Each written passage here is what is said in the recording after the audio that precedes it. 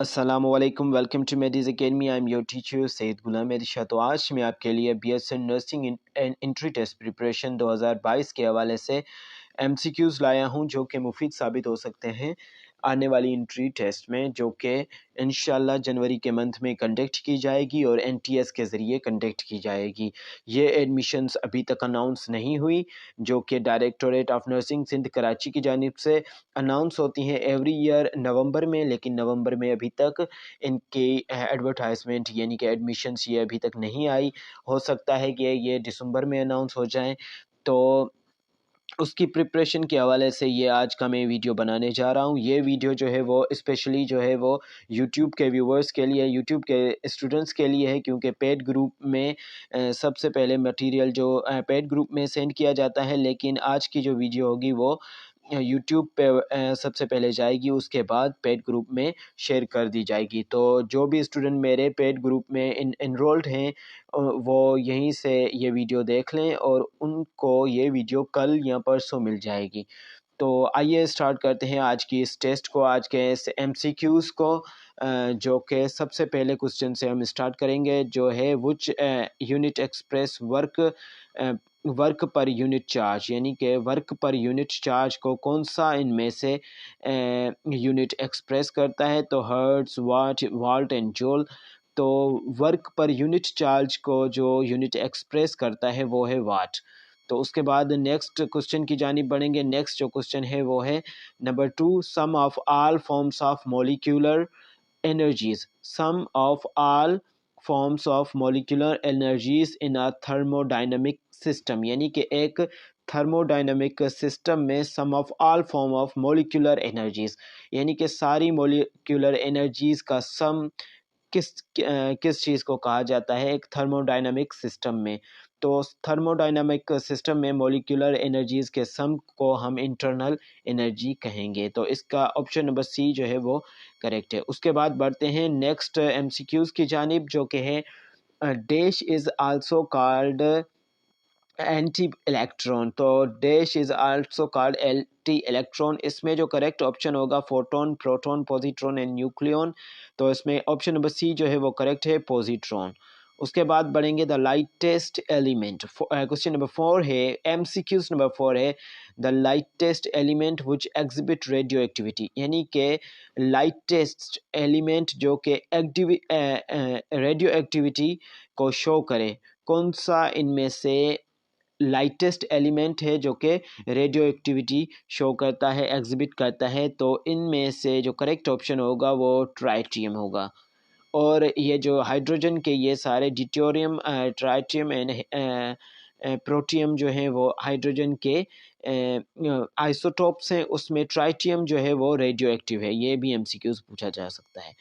तो उसके बाद बढ़ेंगे which pair includes a vector and a scalar quantity respectively, यानी कि नीचे जो पेयर्स दिए हुए हैं इनमें से रिस्पेक्टिवली वेक्टर क्वांटिटी और स्केलर क्वांटिटी कौन सी है। तो हम देखेंगे option number A power and speed, option number B तो इसमें जो है वो वर्क एंड पोटेंशियल एनर्जी, उसके बाद डिस्प्लेसमेंट और एक्सेलरेशन, तो ये भी नहीं होगा। फोर्स एंड काइनेटिक एनर्जी, ये भी नहीं होगा। तो इसमें ऑप्शन नंबर ए जो है वो करेक्ट है, पावर एंड स्पीड।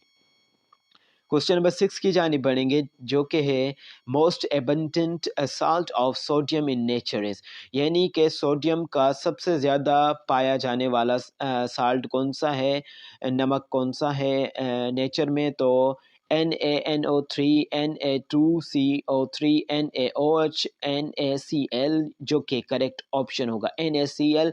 इसे सोडियम नाइट्रेट भी, सोडियम क्लोराइड भी कहा जाता है, एंड इसे टेबल साल्ट भी कहा जाता है, और इसे रॉक साल्ट भी कहा जाता है, और इसे कॉमन साल्ट भी कहा जाता है। ये इनके नाम हैं जो कि घुमा फिरा के एनटीएस पूछ सकती है आपसे। उसके बाद the amount of solute present in given amount of solvent, यानी कि सॉल्वेंट में मौजूद जो अमाउंट होगी सोल्यूट की, उससे हम क्या कहेंगे। तो उससे डायरेक्टली ये क्वेश्चन पढ़ने की ज़रूरत नहीं है, कॉन्सेंट्रेशन ही कहेंगे। उसके बाद all amino acids contain functional group, यानी कि अमाइनो एसिड्स जो होते हैं उनमें फंक्शनल ग्रुप कौन सा होता है, तो इनमें NH2 जो है वो फंक्शनल ग्रुप होता है। उसके बाद बढ़ेंगे नेक्स्ट क्वेश्चन की जानिब।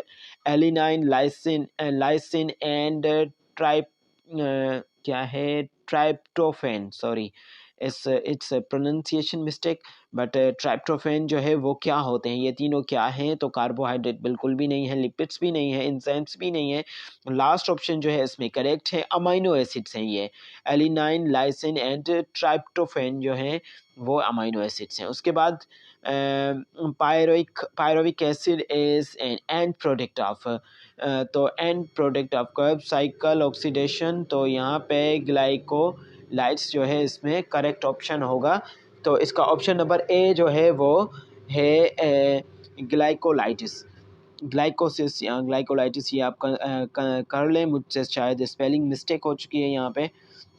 उसके बाद क्वेश्चन नंबर 11 है, viruses resemble living things because they, यानी कि वायरस जो हैं वो रिजेंबल करते हैं लिविंग थिंग्स से, क्योंकि वो मूव करते हैं, सर्कुलेट करते हैं, रेस्पायर करते हैं या फिर रिप्रोड्यूस करते हैं। तो ऑप्शन नंबर ए इसमें करेक्ट है, वो रिप्रोड्यूस करते हैं इसीलिए लिविंग थिंग्स से रिजेंबल करते हैं। उसके बाद phenomenon known as crossing over का फेनोमेन जो होता है ये सेल डिवीजन के दौरान होता है। तो ये किस स्टेज में होता है, मियोसिस में होता है या माइटोसिस में, तो यहाँ पे माइटोसिस इसमें करेक्ट ऑप्शन होगा। क्रॉसिंग ओवर का प्रोसेस जो है ये फेनोमेन माइटोसिस में होता है। उसके बाद क्रोमोसोम्स विथ इक्वल आर्म, तो chromosomes with equal arm are known as metacentric इसका करेक्ट ऑप्शन होगा। उसके बाद which of the following organelle is required for aerobic respiration, तो एरोबिक रेस्पायरेशन के लिए कौन सा इसमें से